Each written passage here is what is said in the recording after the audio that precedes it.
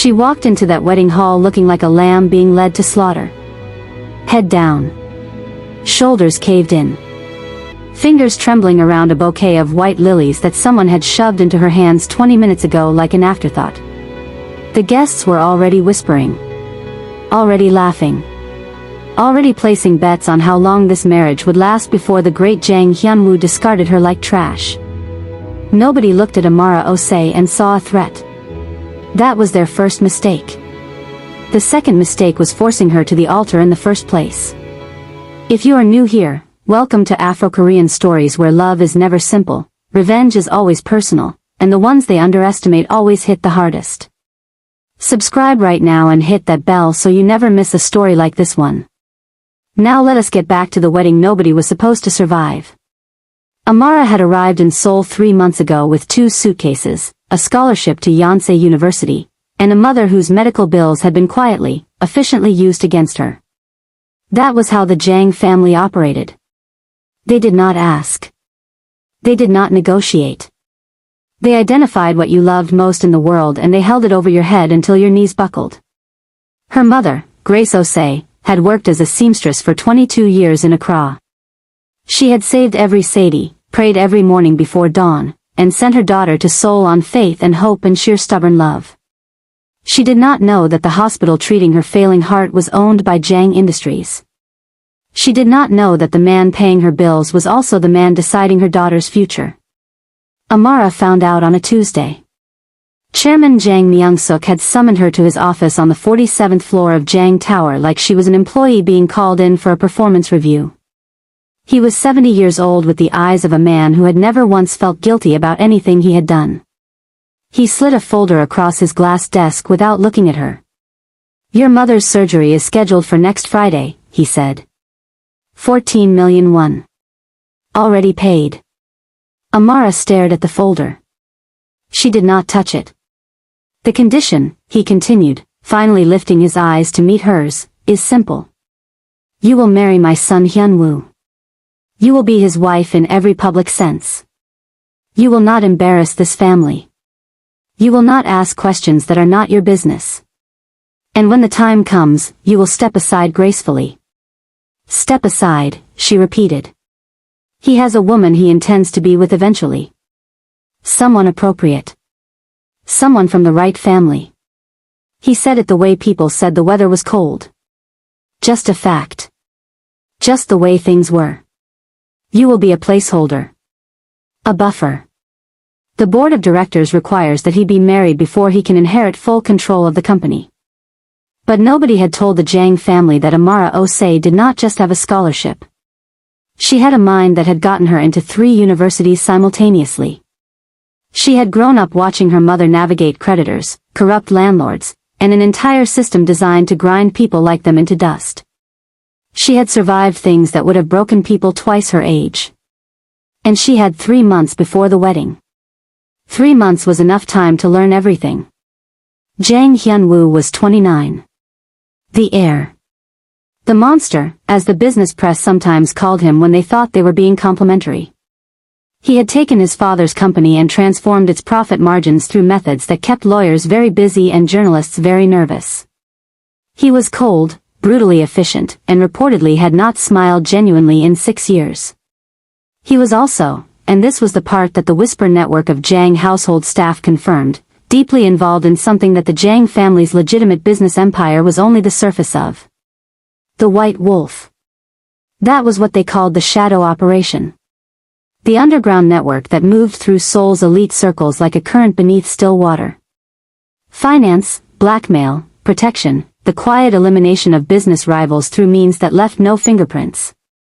Nobody could prove it existed. Nobody had ever survived trying. The White Wolf had a leader. Everyone assumed it was Hyunwoo. Everyone was wrong. But Amara did not know that yet on the morning of her wedding when she walked into that hall looking like a lamb. She knew it by the time she walked out. The ceremony was held at the Jang family's private estate outside Seoul. 300 guests. Cherry blossoms imported out of season because Chairman Jang wanted them, and what Chairman Jang wanted, reality rearranged itself to provide. The women were in silk. The men were in suits that cost more than most people's cars. And everyone was there to witness the spectacle of Hyunwoo finally being forced to marry, because everyone in that room knew he had not chosen this. They expected him to be contemptuous. They expected her to be invisible. What they got instead was something that nobody in that hall had a category for. Hyunwoo stood at the altar and watched her walk toward him, and something moved across his face so fast that most people missed it. His best man, a sharp-eyed man named Park Ji-ho who missed nothing, did not miss it. He leaned slightly and said nothing because there was nothing to say. He just filed it away. Amara reached the altar and looked up at Hyunwoo directly. Not at his shoulder. Not at the space beside his ear.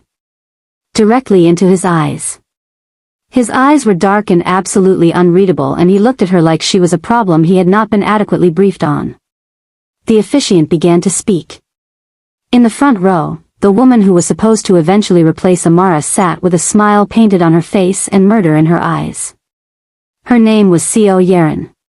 She was 27, the daughter of Jang Industries' second largest shareholder, beautiful in the way that weapons were beautiful, and she had been waiting 4 years for Hyunwoo to be available. She had orchestrated this entire arrangement. The placeholder bride, the buffer, the temporary wife who would disappear once Hyunwoo had his inheritance secured. She had chosen Amara specifically because she seemed like nobody. A foreign student. No connections. No family with power. No resources. Yerin looked at Amara standing at that altar and felt absolutely nothing. The girl would be gone within a year. Less, if things moved quickly. She did not notice the way Amara's eyes swept the room once, quick and precise, cataloging faces. She did not notice that the girl who was supposed to be terrified was instead memorizing. The vows were exchanged. The rings were placed. When Hyunwoo was instructed to kiss his bride, he did something that made the entire room lean forward. He paused. Just for 1 second. His eyes dropped to her mouth and then came back up to her eyes, and whatever he found there made the pause extend for just a beat too long before he lowered his head and pressed his lips to hers with a restraint that somehow felt more charged than anything passionate would have. Yerin's smile did not waver, but her grip on her clutch tightened until her knuckles went pale. The reception was a performance. Amara played her role with a quiet grace that the guests had not expected. She was not loud. She was not trying to impress anyone. She simply existed in that space with a composure that made several of the older women at the event exchange glances that meant something. Hyunwoo sat beside her at the head table and they spoke exactly 4 sentences to each other. He said, "You did not panic." She said, "Should I have?" He said, "Most people in your position would." She said, "I am not most people." He looked at her for a long moment after that and then turned back to his guests and said nothing else for the rest of the evening. But Park Ji-ho, watching from 3 seats down, slowly set down his wine glass. The house they moved her into was a fortress. 6 bedrooms, 4 floors, staff who reported to Hyunwoo, security cameras in every corridor. Her room was on the 3rd floor. His was on the 4th. The message was architectural. They were in the same structure but not in the same space. Amara spent her first week learning the house. She made friends with the housekeeper, a small quiet woman named Mrs. Beck who had been with the Jang family for 16 years and had the kind of eyes that see everything and the mouth of someone who had learned very carefully when not to speak. Amara brought her tea from a small Ghanaian tea blend she had packed in her suitcase and sat with her in the kitchen and asked questions that sounded like they were about household logistics. She learned a great deal about household logistics. She also learned that every Thursday evening, a car arrived at the back entrance of the estate. No plates visible on the security footage because the camera conveniently malfunctioned every Thursday between 9 and 10. The car stayed for 40 minutes. 3 men went in. 3 men came out. Hyunwoo was always in his study during this window. She did not go near the study on Thursdays. Not yet. In the 2nd week, Hyunwoo called her to his office. Not the study. The formal office on the 2nd floor where he apparently conducted the business he was willing to have documented. He was standing when she came in, jacket off, sleeves rolled to the elbow, looking at something on his computer with the focused intensity of someone who had never learned how to simply be in a room. "Sit," he said, not looking up. She sat. "My father's assistant will be sending you a schedule. Public appearances, charity events, board dinners. You will attend what is on the schedule. You will be present, appropriate, and forgettable." Amara tilted her head very slightly. Forgettable. It is a compliment in this context. Is it? He finally looked at her. That unreadable expression again, like he was trying to solve an equation and the numbers kept shifting. "You are not what I expected," he said. "What did you expect?" "Someone more desperate." Amara looked at him steadily. "The desperate ones crack under pressure. Your father should have thought about that before he made his choice." Hyun-woo went very still. She stood up before he could respond. "I will review the schedule. Is there anything else?" There was a long silence. "No," he said finally. She nodded and walked out. Park Ji-ho was in the hallway.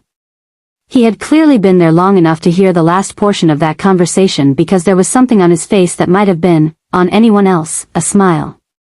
"Mrs. Jang," he said. "Mr. Park.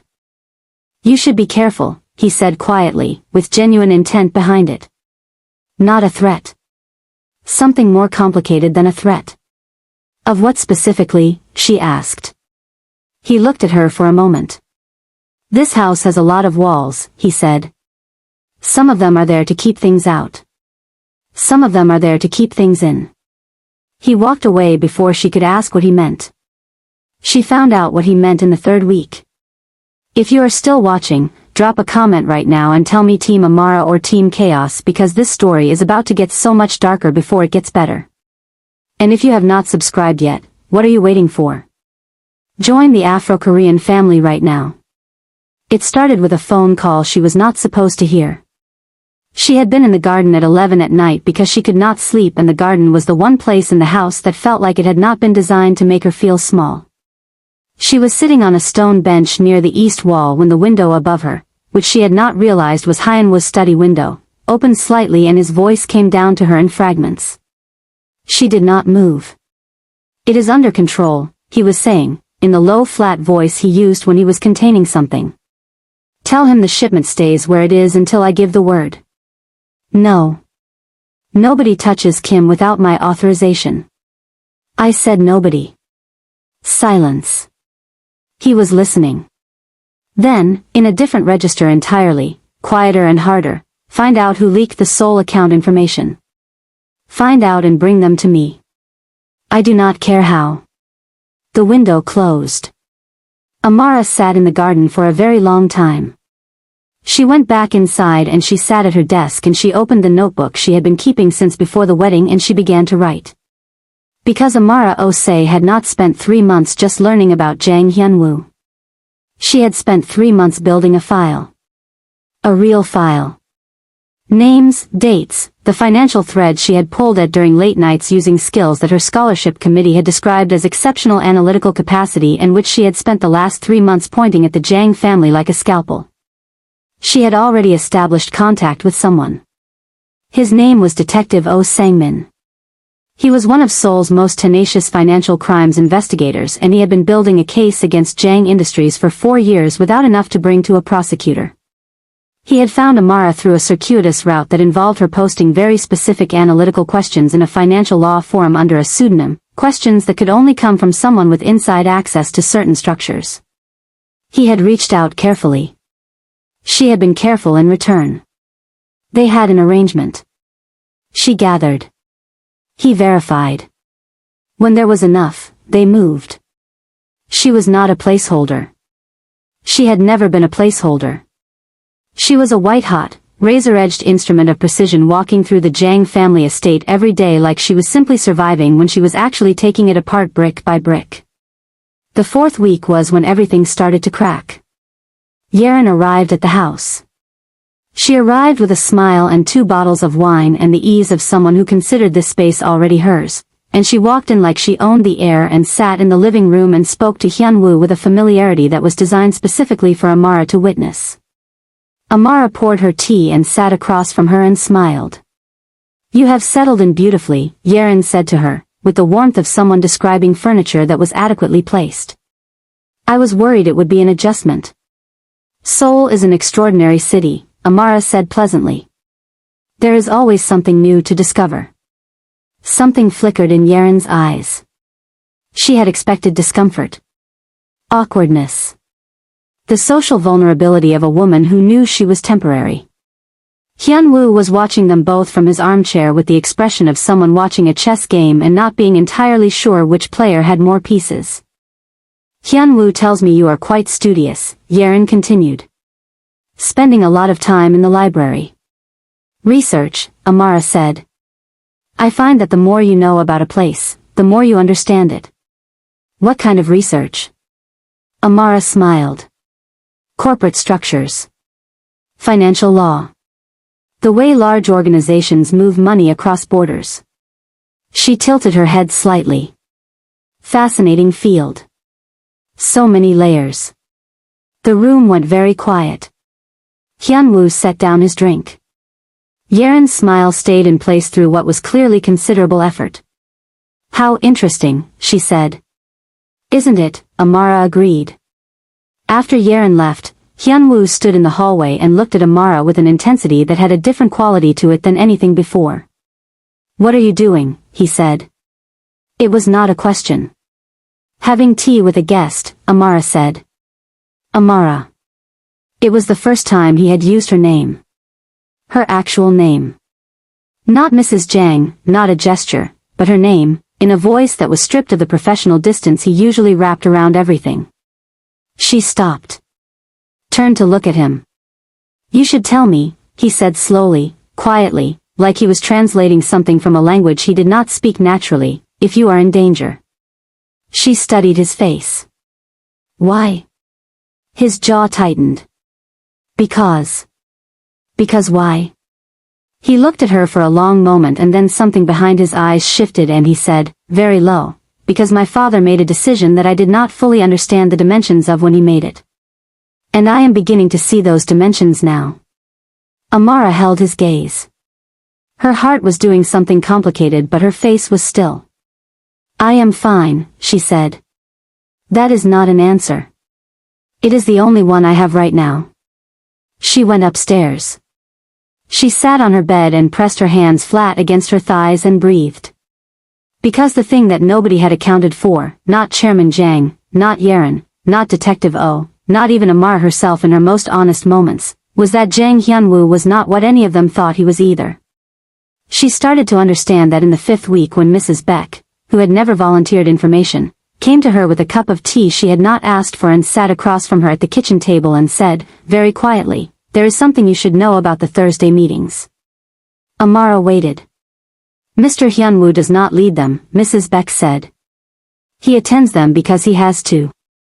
Because 3 years ago his father told him that if he did not maintain control over certain operations, certain people who were threats to this family would no longer be protected. Amara went very still. Protected from whom? Mrs. Beck set down her cup. From Madame Seo. Yeren's mother. She is the one who runs the White Wolf operation. Has been for 8 years. She used Chairman Jang's company as a shell and she has been using Hyun-woo as a front because he is the one everyone looks at while she moves freely. She paused. He knows. He has known. And he has been trying to get out from under it without getting the people he is protecting killed. What people? Amara asked, and her voice was very even. His younger sister, Mrs. Beck said. She found out 3 years ago. She was going to go to the police. Madame Seo had her placed in a private facility outside the city. Medical hold. Hyun-woo has been compliant ever since to keep her safe. The room felt different after that. The dimensions of everything shifted.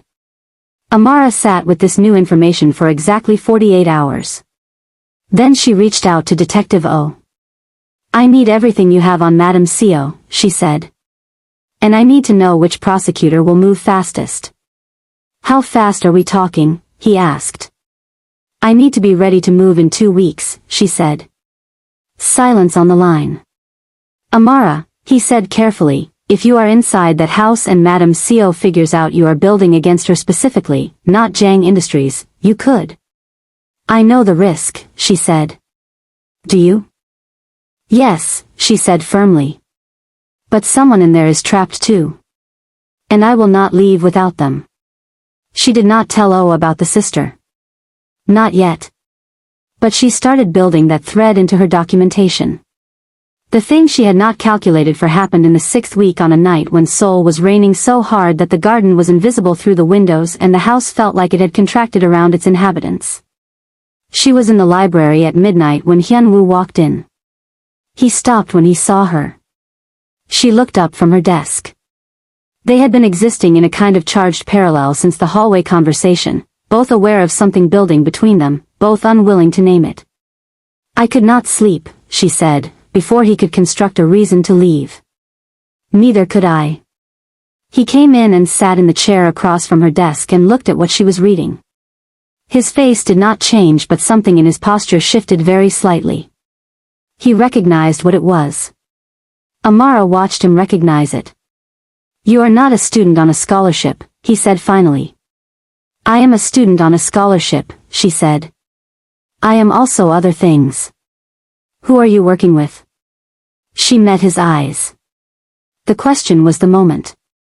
She could deflect. She was very good at deflecting. But something about the way he was looking at her, stripped of the armor he wore in every other interaction, made her consider the other option. Someone who has been trying to protect people your family's operations have hurt, she said carefully. Someone who believes that the right people should be held accountable for the right things. Hyun-woo absorbed this. My father, he said. And others. Another silence. The rain against the windows. The weight of the whole complicated architecture of the situation pressing down on both of them. My sister, he said quietly. Jang Sua. She is 25. She has been in that facility for 3 years because I could not figure out a way to get her out without Madame Seo burning everything down.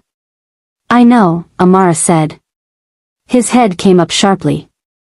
I know, she said again. And I have been working on it. He stared at her. Why, he said, and it came out raw in a way that clearly surprised him. She looked at him for a long moment.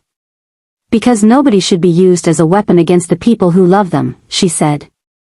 Your father used my mother. Madame Seo used your sister. It is the same mechanism. I am tired of it. Something in Hyun-woo's face broke open very quietly. Like a window unlatching in a room that had been sealed too long. He stood up and crossed the distance between them and sat on the edge of her desk and looked down at her, and the armor was completely gone now, and what was underneath it was a man who had been carrying something alone for 3 years and was standing in front of the most unexpected person in the world and considering for the first time what it might feel like to put it down. Tell me what you have, he said. Tell me what you have, she said back. And they talked until the rain stopped. Every piece she had gathered. Every thread he had been sitting on for 3 years but could not pull without risking Sua. Together, in the space of that night, the full picture assembled itself like something that had been waiting for them both to be in the same room. Madame Seo's operations, documented. Chairman Jang's complicity, traceable. Sua's location, now mappable with Hyun-woo's access. The financial structures that could be collapsed in a single coordinated move if it was timed correctly. By 4 in the morning they had a plan. He looked at her across the library, and there was something between them that had not been there 6 weeks ago and was now undeniable. I should have refused this marriage, he said quietly. Yes, she agreed. I am glad I did not. She looked at him steadily. So am I, she said, and meant it in ways that scared her. He reached out and touched her hand very briefly, the back of his fingers against the back of hers, the smallest possible thing, and then pulled back. Sleep, he said. We have work to do tomorrow. Drop a like on this video right now if Hyun-woo just pulled your heart, because mine is genuinely not okay. Keep watching. It is about to get intense. The move came sooner than planned because Yerin made a mistake. She had been suspicious of Amara from the library conversation, and she had done what people who are cornered do. She had overreacted. She sent someone to go through Amara's room while Amara was out, and she had not done it carefully enough, and Mrs. Beck had seen. Mrs. Beck told Amara. Amara told Hyunwoo. Hyunwoo's face went through a sequence of expressions that culminated in something very cold and very controlled, and he pulled out his phone and called Park Ji-ho. "Move it up," he said. "Tonight." Park Ji-ho, who had been waiting for this call for longer than anyone knew, said, "Give me 4 hours." What happened in those 4 hours was a cascade. Detective O moved first. The financial documentation Amara had been building went to the prosecutor's office through 3 simultaneous channels, all timestamped, all redundant, impossible to suppress without the kind of noise that would make everything worse. Jang Industries' subsidiary accounts, the ones that Madame Seo had been using as conduits for the White Wolf operations, got flagged in a coordinated sequence that tripped every regulatory wire available. Hyunwoo moved second. He used his access to the private facility systems, access he had maintained carefully for 3 years while appearing to simply be the compliant heir, and he authorized Sua's release under the signature of a physician that Park Ji-ho had spent 6 months cultivating. The facility's night staff did not have the standing to refuse a properly documented medical release. Sua walked out of that building at 2 in the morning into a car driven by someone she had never met, shaking and thin and blinking at Seoul's dark skyline like she had forgotten it existed. Madame Seo found out at 2:45. She called Yerin. Yerin called Hyunwoo. Hyunwoo did not answer. Madame Seo arrived at the estate at 3:30 with 2 men and an expression that had abandoned all its social architecture and was simply fury rendered in human form. Amara was standing in the main entrance hall when she arrived. Just Amara. Madame Seo stopped. She had never looked at Amara directly before. She had looked at the category that Amara occupied, the placeholder, the foreign student, the nobody. Now she was looking at the person, and she was recalibrating very rapidly, and what she was arriving at was alarming her in a way she was not accustomed to feeling. "Where is Hyunwoo?" she said. "Unavailable," Amara said. "You have no idea what you have done," Madame Seo said, and her voice was very quiet, which was more frightening than if it had been loud. "I have a fairly specific idea," Amara said. "You are a child. You are a foreign student who stumbled into something and has no concept of how these things work or who you are standing against." Amara looked at her with steady eyes. "I know exactly who I am standing against. I have known for 5 months. I also know what you are standing in the middle of right now, which is a very carefully constructed position where every exit has already been closed." Madame Seo took a step toward her. "I would stop there," Amara said quietly. She did not raise her voice. She did not move. But something in the way she said it made Madame Seo's feet actually pause, because there was something in this woman's eyes that was not the expression of someone who was frightened or bluffing. It was the expression of someone who had already finished a game that the other person thought was still being played. The doors behind Madame Seo opened. Detective Oh Sangmin walked in with 4 officers. "Madame Seo Hyun-young," he said, "I have a warrant for your arrest in connection with financial fraud, coercion, illegal confinement, and several related charges. I am going to ask you to cooperate." The 2 men she had arrived with made a brief tactical assessment and arrived at the conclusion that cooperation was their only viable option. Madame Seo looked at Amara. And Amara looked back at her with something that was not triumph. It was quieter than triumph. It was the particular expression of someone who has fought very hard for a long time and is watching the last piece fall into place and is already thinking about what comes after. "You should have chosen someone with less to fight for," Amara said softly. She stepped aside and let Detective O do his work. Chairman Jang was taken in the following morning. The charges were extensive. The board of Jang Industries, most of whom had been aware of at least the surface dimensions of what was happening, found themselves in urgent conversations with lawyers as the regulatory investigation expanded. Hyunwoo was in a complicated position and they both knew it. His 3 years of compliance were documented, but so was the nature of the coercion he had been under. Detective O had been thorough. The prosecutor was not unsympathetic to someone who had been leveraged through his sister's captivity. It was not going to be simple. None of it was going to be simple. But Seoul was sitting in the kitchen of the estate 2 days later, wrapped in a blanket that Mrs. Beck had produced from somewhere, with both hands around a cup of tea, and she looked at Amara across the table with eyes that were still recalibrating to a world that had room in it again. "He told me about you," Seoul said. "Your brother?" Amara asked. "He said you walked into that wedding hall and looked directly at him and he knew in that moment that something was about to change." Seoul paused. "He said he just did not know how drastically." Amara smiled. "How are you feeling?" she asked. Seoul considered this seriously. "Strange," she said. "Like I have been in a small room for a long time and now all this space is available and I do not quite know what to do with it yet." "That is okay," Amara said. "The space will still be there when you are ready." Hyunwoo came in then and saw them sitting together and something moved across his face that might have been the thing that had been trying to happen there for months finally arriving.